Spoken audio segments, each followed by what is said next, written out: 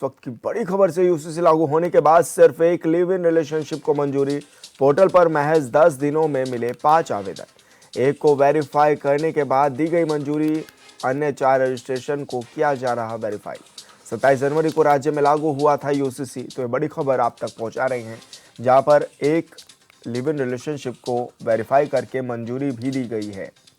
अन्य 4 रजिस्ट्रेशन को अभी वेरीफाई किया जा रहा है। तो 27 जनवरी को राज्य में यूसीसी लागू हो गया था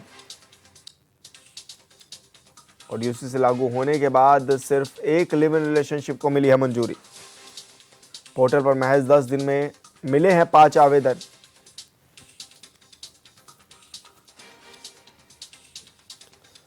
और एक आवेदन को वेरीफाई करके मंजूरी भी दे दी गई है, जबकि 4 रजिस्ट्रेशन को अभी भी वेरीफाई किया जा रहा है। तो बड़ी खबर आप तक पहुंचा रहे हैं, जहां पर 27 जनवरी को यूसीसी उत्तराखंड में लागू हो गया था और लागू होने के बाद लिव इन रिलेशनशिप के लिए 5 आवेदन भी पोर्टल पर आए।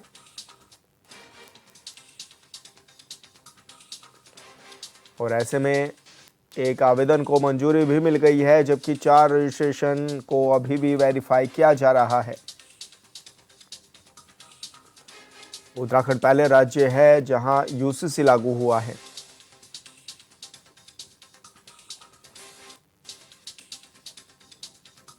और पोर्टल पर महज 10 दिनों में 5 आवेदन भी मिले। इस दौरान एक आवेदन को वेरीफाई किया गया और वेरीफाई करने के बाद उसको मंजूरी भी दे दी गई।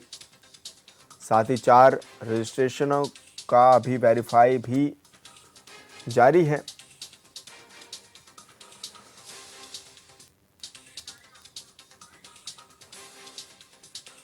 और संवाददाता योगेश आर्या हमारे साथ लाइव जुड़ गए हैं। योगेश, क्या कुछ जानकारी मिल रही है यूसीसी को लेकर और अब तैयारियां कैसे देखी जा रही हैं, क्योंकि आवेदन लगातार पहुंच रहे हैं और वेरीफाई होने में लगभग कितना समय लग जा रहा है अभी?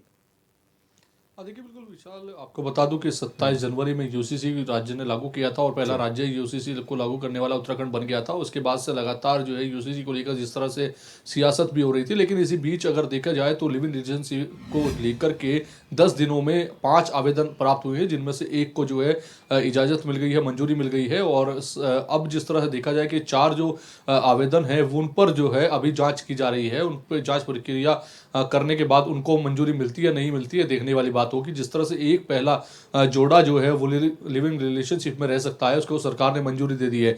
देखिए, अगर इसकी बात करें तो इस लिविंग रिलेशनशिप को लेकर के इसका 16 जो पेजों का फॉर्म है वो बनाया गया है। उसमें जो है आवेदन करना होगा। आवेदन करने के साथ ही उसमें अपनी संपूर्ण जानकारी देनी होगी। साथ ही साथ इसमें एक महत्वपूर्ण ये है कि आधार कार्ड आपका फॉर्म से लिंक होना चाहिए, ताकि उस पर जो जब आप पोर्टल पर इसको आवेदन करोगे उसके साथ साथ आपको जो ओटीपी आएगा वो जो है मोबाइल में अगर आधार कार्ड लिंक नहीं होगा तो बिल्कुल नहीं आएगा, उसमें आप आवेदन नहीं कर पाएंगे। साथ ही साथ जिस तरह से आपकी जो जानकारी है, चाहे पूर्व में आप किस रिलेशनशिप में रहे हैं या पहले से लिविंग रिलेशनशिप में आप रह रहे थे या अब नए लिविंग रिलेशनशिप में आप आना चाह रहे हैं, तो इसकी संपूर्ण जानकारी साथ ही आपको देनी होगी। और अगर आप 21 साल से अधिक की उम्र के हैं तो भी आप इसमें रह सकते हैं। अगर 21 साल से कम उम्र है तो उसके लिए आपको माता पिता दोनों ही, लड़के हो या लड़की हो, दोनों को माता पिता की जो है मंजूरी वो कहीं ना कहीं लेनी होगी। साथ ही अगर अन्य समुदाय का मामला है तो उसमें कहीं ना कहीं धर्म के जो चाहे पुजारी हों, चाहे वो धर्म के लोग हों, उनका कहीं ना कहीं नेताओं का सर्टिफिकेट जो है वो कहीं ना कहीं लेना होगा, जिसमें जो है पूरा प्रावधान होगा कि आखिरकार ये कौन से धर्म से है। पूरी चीज़ें उसमें साफ होंगी, स्पष्ट होंगी, तभी आप आवेदन कर पाएंगे। यानी कि जिस तरह की क्राइटेरिया इसमें बनाया गया है उसको लेकर के ये माना जा रहा है कि मंजूरी मिलनी आसान नहीं है। उसके लिए काफ़ी मशक्कत करनी पड़ेगी, काफ़ी दस्तावेज जो है वो जुटाने पड़ेंगे। उनको पूरा जुटाने के बाद पोर्टल पर जो है अपना रजिस्ट्रेशन करना होगा, आवेदन देना होगा। उसके बाद रजिस्ट्रेशन की अनुमति मिलती है नहीं मिलती है देखने वाली बात होगी। फिलहाल जिस तरह देखा जाए कि 10 दिनों के अंदर 5 आवेदन आए हैं, उनमें से एक ही को मंजूरी मिली है, 4 पर जो है अभी विचार चल रहा है, उनकी जांच चल रही है।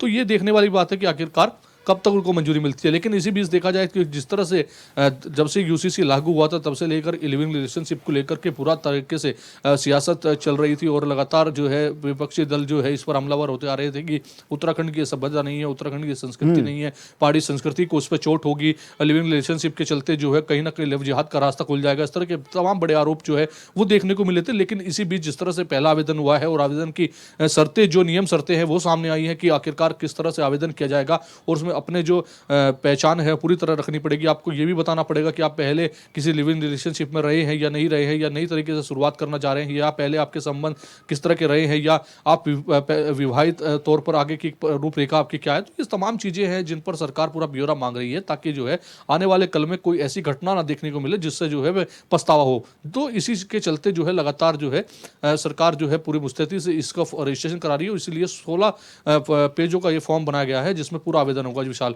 और सबसे बड़ी बात यह है कि जिस तरह से लगातार लव जिहाद के लेकर आरोप लगाए जा रहे थे, तो कहीं ना कहीं उस पर तो स्पष्ट तौर पर सरकार ने ये दिखा दिया है कि कहीं ना कहीं इसमें जो आवेदन करना होगा वो बड़ा मुश्किल है, क्योंकि इतना आसान भी नहीं है कि सारे दस्तावेज जुटाकर पोर्टल पर इनको भरा जाए। जी, लेकिन योगेश, एक चीज़ ये भी कि कितना समय लग रहा है इसमें, कहाँ कहाँ पर कैसे कैसे वेरिफिकेशन भी कराया जा रहा है, क्या इसमें किस किस जो टीम है उनका रोल भी प्ले किया जा रहा है, कि जैसे पुलिस की वेरिफिकेशन भी होगी या एलआईयू की भी होगी, या फिर किस तरह से अभी और समय लग सकता है कि रजिस्ट्रेशन कराने में, या फिर केवल रजिस्ट्रेशन ऐप के माध्यम से कराना ही काफ़ी है?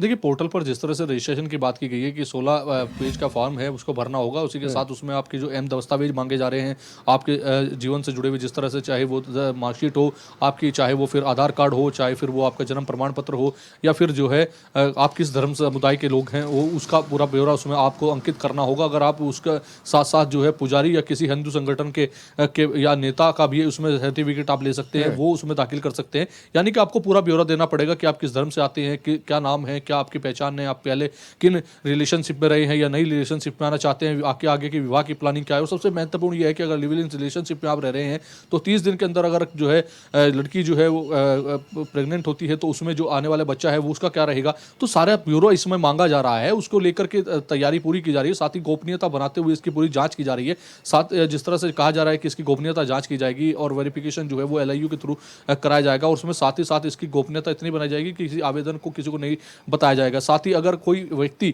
लिव इन रिलेशनशिप में रह रहा है, उसकी जानकारी उसने साझा नहीं की है, नई रजिस्ट्रेशन कराया है, तो इसमें पहले 10,000 रुपये तक का जुर्माना और सजा का प्रावधान है। अगर दोबारा उसके बावजूद भी चेताने के बाद भी वह नहीं कराता तो 25,000 रुपये और 3 महीने की सजा का प्रावधान है। तो ये प्रावधान इसमें रखे गए हैं, और निश्चित तौर पर इन प्रावधानों को लेकर के सरकार पूरा संजीदा है। इसमें देखिए, जिस तरह से 10 दिन में आवेदन कराया गया और 10 दिन के भीतर जो है 6 से 1 हफ्ते का समय लगा, और 1 हफ्ते के समय के अंदर एक पहली मंजूरी मिली है, तो निश्चित तौर पर जो आवेदक हैं वो धीरे धीरे अपना आवेदन करा रहे हैं। और आवेदन कराना इसलिए भी जरूरी है क्योंकि सजा का प्रावधान और जुर्माने का प्रावधान भी सरकार ने रखा है। तो कहीं ना कहीं जिस तरह सरकार जो है इसको पूरा बढ़ावा की बात की जा रही थी कि बढ़ावा दिया जा रहा है, ऐसा नहीं है। सरकार जो है पहले ये चाहती है कि आप अपना पूरा ब्यौरा दीजिए, ताकि आने वाले कल में कोई ऐसी घटना ना देखने को मिले जिसमें जो है काफ़ी समस्याएं सामने आई, या कहीं जो है दिल दहलाने वाली घटनाएं, जिस तरह पहले से कहा जाता था कि दिल्ली जैसे शहरों में भी काफ़ी घटनाएं देखने को मिलती थी, हिंदू मुस्लिम का मामला सामने आ जाता था, लव जिहाद का मामला सामने आता, तो ये मामले सामने ना आए और आपकी पहले से जानकारी सरकार के पास हो